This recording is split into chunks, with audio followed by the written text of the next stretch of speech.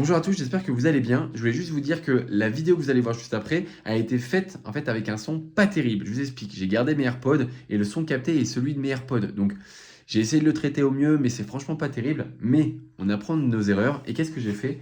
Je me suis fait ce petit investissement avec ces petits micros DJI Mic Mini 2. Et donc les prochains vlogs, donc pas celui-ci, mais celui d'après et ceux d'après bien entendu, seront faits avec un meilleur son. Voilà, c'est promis et je vous souhaite un excellent visionnage. Je m'apprête à faire mon exercice préféré pour le faisceau médian et bien qu'il soit peut-être un peu compliqué à mettre en place dans certains cas, il est absent dans 80-90% des programmations, surtout pour ceux qui veulent bien travailler leurs épaules.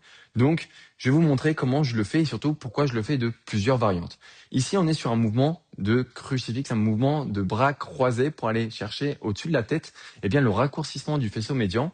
Et ok, en bilatéral, il peut être compliqué, mais en unilatéral, il est tout à fait possible. On peut imaginer se mettre debout et le faire en unilatéral de cette façon, ou on peut même le faire, et je l'ai fait pendant de longues années, allongé au sol, comme un bout de serpillière. J'étais voilà le torchon là au pied de la poulie, et je venais en fait me rouler par terre à faire mon exercice. Et justement, bah voilà, aujourd'hui j'ai une poulie d'angle qui me permet du coup de le faire en bilatéral et surtout de manière beaucoup plus confortable parce que là j'ai un banc.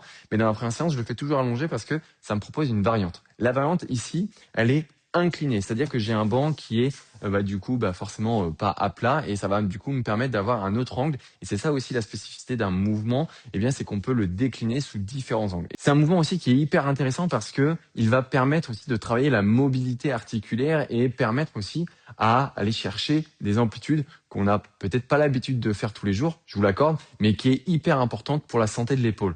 Combien de personnes j'accompagne en suivi et n'arrivent tout simplement pas à mettre leurs épaules derrière ou au-dessus de leur tête sans avoir des difficultés, sans avoir des compensations au niveau des lombaires. Et en fait, ce mouvement d'aller chercher au-dessus de la tête, il doit être naturel pour la longévité de votre corps et surtout de l'articulation de l'épaule. Donc, non seulement c'est un exercice qui travaille super bien votre faisceau médian, comme on l'a dit, mais c'est aussi un super exercice pour la santé articulaire de votre épaule. La petite astuce que je peux vous donner, c'est de mettre des sangles de tirage et les prime straps du Zero Air Shop, c'est encore mieux. Et en fait, de venir les garder pour venir en fait se faire un petit matelas supplémentaire et surtout en fait d'avoir de l'autre côté quelque chose sur lequel vous allez pouvoir du coup serrer. Et ça, c'est important parce que hop là, si vous avez quelque chose dans lequel serrer votre main, vous allez aussi rigidifier beaucoup plus votre articulation. Alors, c'est un effet qui est minime, mais qui est un détail qui peut être pertinent d'essayer. En tout cas, je vous encourage pas à le faire, je vous encourage déjà à l'essayer parce que serrer quelque chose dans sa main, ça va vous permettre de vous comprimer, vous rigidifier et donc d'avoir peut-être un peu plus d'explosivité et donc un peu plus de résultats lorsque vous allez faire l'exercice. Donc, ça mange pas de pain. Soit vous utilisez des sangles de tirage que vous enlevez complètement et que vous serrez dans votre main de cette façon, soit vous faites comme moi où vous gardez vos sangles de tirage parce que du coup juste à côté, je vais enchaîner après un exercice. Et donc, du coup, vous en servez juste pour serrer votre languette. Ou vous pouvez prendre toute autre chose, des fat grips, des cales en bois, hop, des poignets, pourquoi pas aussi, pour venir en fait tenir aussi quelque chose pendant que vous faites l'exercice. Ça peut être intéressant, en tout cas. Moi, je vous encourage à essayer.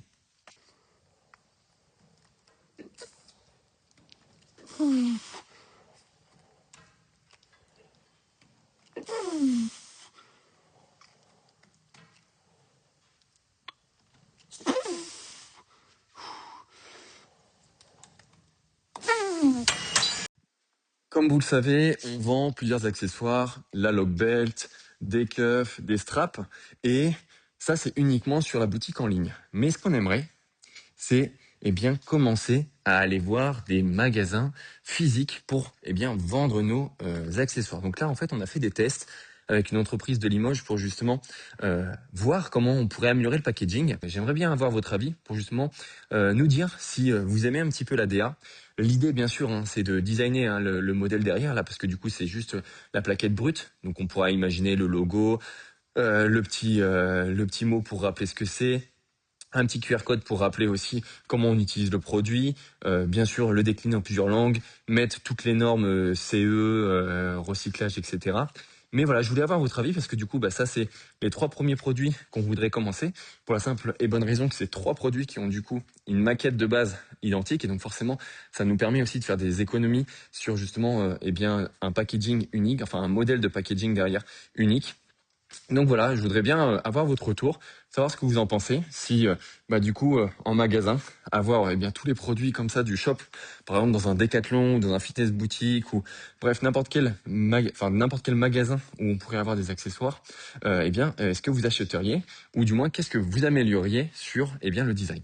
Merci. Comme je l'ai dit, je vais pas bien loin parce que du coup j'étais sur la police juste derrière et là j'enchaîne avec un tirage coup d'ouvert. Alors bien sûr quand je dis j'enchaîne, c'est que je prends quand même mon temps, hein. L'idée c'est pas de presser la machine et du coup je vais faire mon mouvement ici avec une barre droite en mouvement coude ouvert où je vais vraiment chercher à avoir le maximum de mouvement au niveau des omoplates, mouvement scapulaire, donc protraction, rétraction, et de vraiment avoir cet engagement très global au niveau du milieu du dos avec mes scapulas. Et l'idée, ça va être ensuite d'aller chercher très loin avec mes coudes pour donner de la direction et surtout un angle de travail qui puisse fitter avec les fibres musculaires de mon dos. Je continue avec ce power squat, mais je vais pas le faire justement en pattern de squat, je vais le faire en pattern de hinge. Donc vraiment aller chercher un mouvement au niveau de la hanche pour étirer mes ischios. Et c'est en fait une Smith machine mais customisée avec du coup un mouvement un peu circulaire, je vous l'accorde, mais qui du coup va me permettre avec les deux épis de moduler le profil de résistance. Je l'avais déjà présenté dans une ancienne vidéo YouTube. L'idée ici, c'est vraiment d'avoir de la stabilité lors du placement, que vous le fassiez à la Smith ou ici, ça va pas changer drastiquement la chose. C'est juste ici qu'on a un peu plus de custom avec le profil de résistance. C'est juste que par rapport à un mouvement libre, où là justement c'est assez casse-gueule parce qu'il faut sortir la barre, se placer et venir faire le mouvement, c'est un peu plus compliqué. Donc c'est vrai que quand on a accès à une bonne Smith ou à ça, il faut en profiter.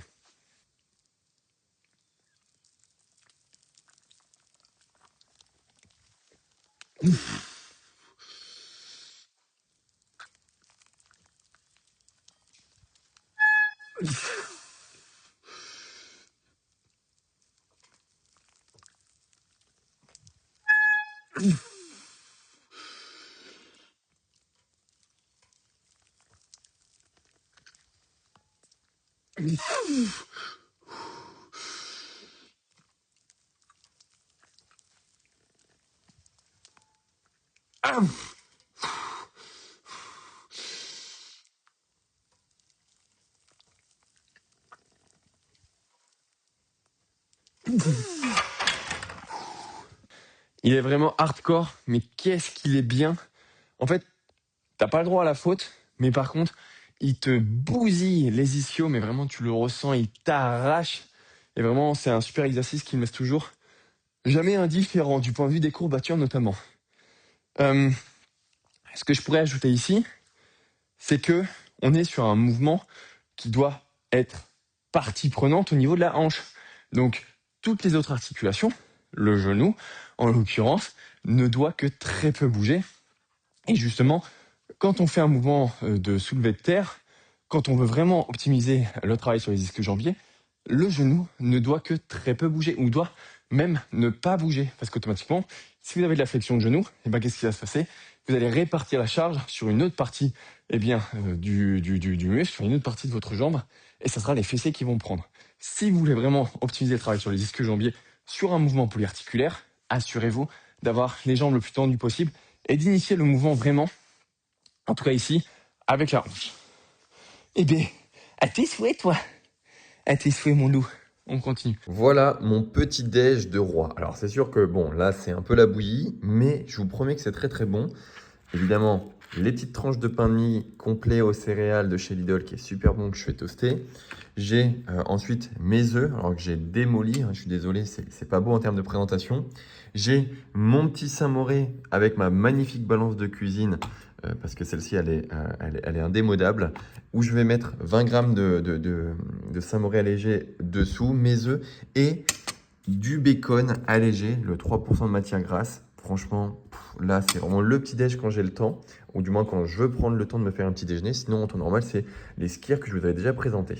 Et bien sûr, on n'oublie pas le bon café. J'ai quasiment fini ma séance et j'arrive du coup sur mon leg curl assis que je vais faire en superset avec la machine à abdos juste derrière la caméra. Ce que je voulais vous montrer ici, c'était encore une possibilité de varier l'exercice parce que faire en bilatéral, en unilatéral, ça, je pense que on a tous un peu compris que c'était pertinent. Comme ça peut répondre en fait à des besoins multiples. Poulie, pas de poulie, une poulie, deux poulies, bref, c'était bien. Mais on peut aussi l'appliquer sur des machines. Ça, je l'avais déjà présenté sur mon lecteur lassie que je fais en unilatéral dans une première séance et celui-ci que je vais du coup faire en bilatéral. Mais je voulais aussi vous montrer l'intérêt de varier aussi la position de travail. Sur mon mouvement de crucifix pour le faisceau médian de l'épaule, j'avais expliqué tout à l'heure que j'avais un banc qui était réglé avec une certaine inclinaison, mais que dans mon autre séance, je le faisais aussi couché. Et ben là, c'est la même chose.